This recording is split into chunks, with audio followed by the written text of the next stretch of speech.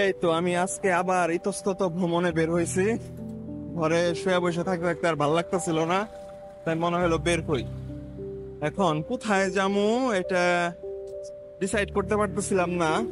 রাস্তায় যে হাঁটতে বের হয়েছি, তো এখন হইতেছে এই ড্রাম ফ্যাক্টরির কাছে, মানে বিজয় সরণির দিকে যাইতেছি যেহেতু, পরে মনে হলো তাহলে এক কাজ করি, বিজয় সরণি স্টেশনে চলে তারপর একদম মিরপুর 10-এ চলে যাই। মিরপুর 10-এ যায় কিছু হালকা পাতলা খাওয়া দাওয়া করে আবার কাঞ্চি কাঞ্চি করে মেট্রোতে করে চলে আস। তো এখন হচ্ছে সেটাই প্ল্যান। এখন যাচ্ছি বিজয় সরণি মেট্রো স্টেশনে। আমি হচ্ছে প্রধানমন্ত্রী কার্যালয়ের পাশে আছি এই মুহূর্তে। তাহলে দেখি আজকের ইতস্তত ভ্রমণ।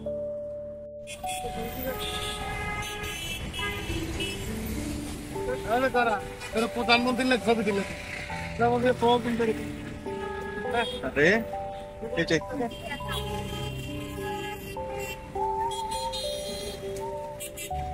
এইখানে অলওয়েজ না থাকে ঝড় বৃষ্টি আধার রাতে আমরা কি তোমার সাথে বাংলাদেশ আওয়ামী লীগ। এই জায়গাটা একটা মাস্ত একটা খেলার মাঠ। এখানে বিকেল বেলা দিনের বেলা ছেলেপেলেরা এক ধরনের খেলা খেলে থাকে, আর একটু রাত হলেই সন্ধ্যা নামলেই তখন হচ্ছে অন্য আরেকটা পার্টি এসে অন্য ধরনের খেলাতে মেতে উঠে।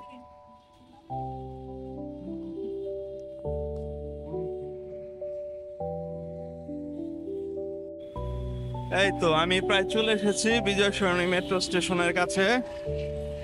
এখন হেলিকপ্টার,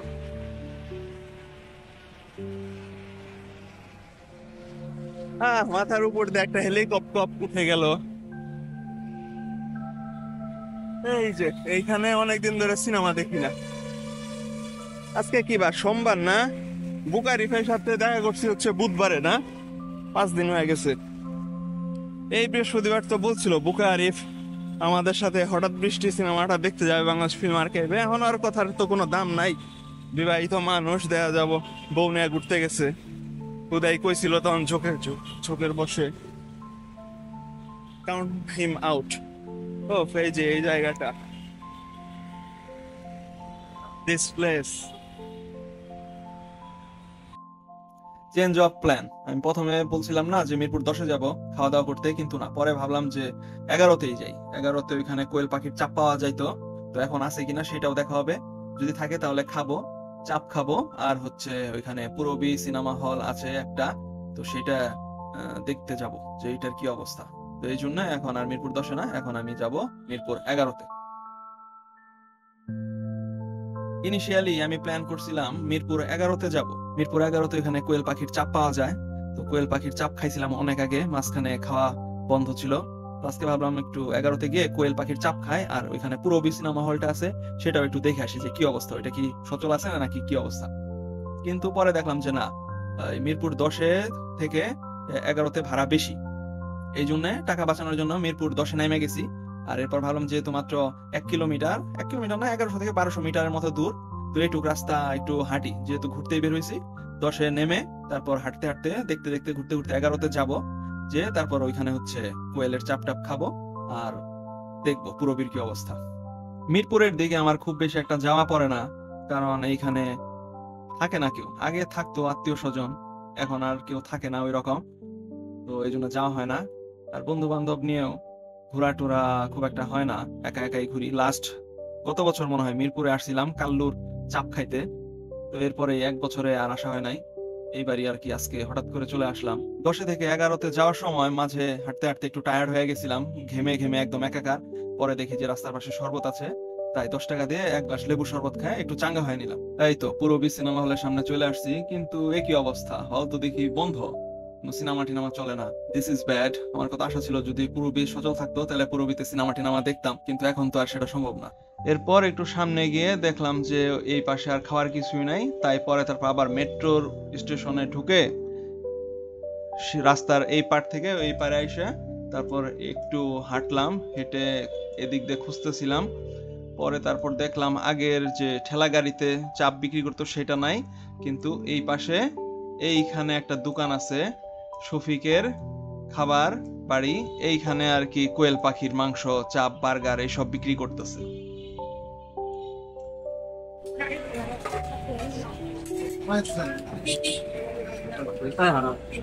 এটা কার? হ্যাঁ আমি পেলাম 2000 টাকা দিয়া আপনি আমি দিয়ে পাঠাইছিলাম আগে চলেছ আপনি 2000 টাকা দেওয়া এক মাস হয়ে গেল রিপোর্ট আনেন না পানি খাওয়া যাবো অনেক লাগে আলো 2000 টাকা দিয়ে টেস্ট করাইছিলাম 1800 টাকা রিপোর্ট আনেন না আগে করাইছিলাম দিন না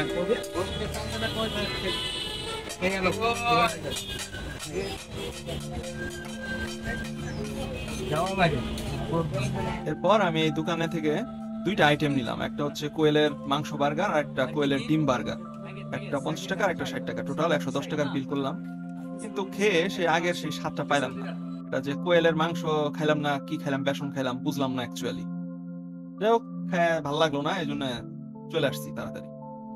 এই তো মিরপুর 11 স্টেশনে উঠে গেছি। এখন এখান থেকে ডাইরেক্ট আমি ফার্মগেট চলে যাব। বিজয় সরণিতে আর যাবো না, কারণ ওইখান থেকে আবার হাইটে বাসায় আসার মতো এনার্জি নাই। ডাইরেক্ট ফার্মগেট নেমে যাব। বিজয় সরণির ভাড়াও যা, ফার্মগেটের ভাড়াও তা, খামাখা তাহলে এই বেশি ভাড়া দিয়ে আবার হাঁটবো কেন? এই জন্য ফার্মগেটে চলে আসলাম। ফার্মগেট থেকে জাস্ট খালি অটোতে করে চলে আসবো। আমি এখন ফার্মগেট চলে এসেছি। মিরপুর 11 থেকে মেট্রোতে চড়ে ডাইরেক্ট ফার্মগেট চলে এসেছি। আজকের এই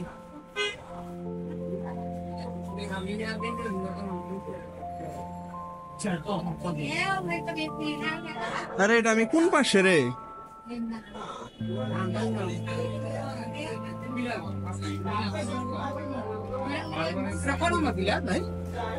ও আমি ভুল সাইডে।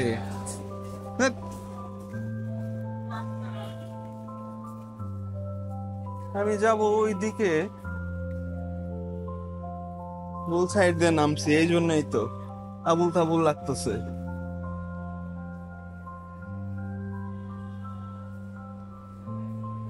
আমার যাওয়া দরকার ওইটাতে, আমি কোনটাতে নেমে পড়ছি।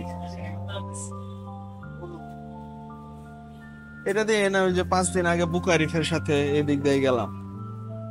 নরমালি আমি মতিঝিল থেকে এদিক দিয়ে এসে তারপর ঘুরে এই যে এই রাস্তা দিয়ে এদিক দিয়ে আর কি বের হয়ে যায় নামি। তো মাথার মধ্যে সেইভাবে সেট হয়ে আছে, কিন্তু আজকে তো অন্য দিক থেকে আসছি। আজকে আসছি এই ডিরেকশন থেকে, তো এই ডিরেকশন থেকে ওইভাবে ঘুরে বের হইতে গেছি। বের হইতে যায় দেখি যে এটা অন্য সাইড। পরে খেয়াল হয়েছে আমি তো অন্য দিক থেকে আসছি, তো এই জন্য এই ভুলটা হয়েছে।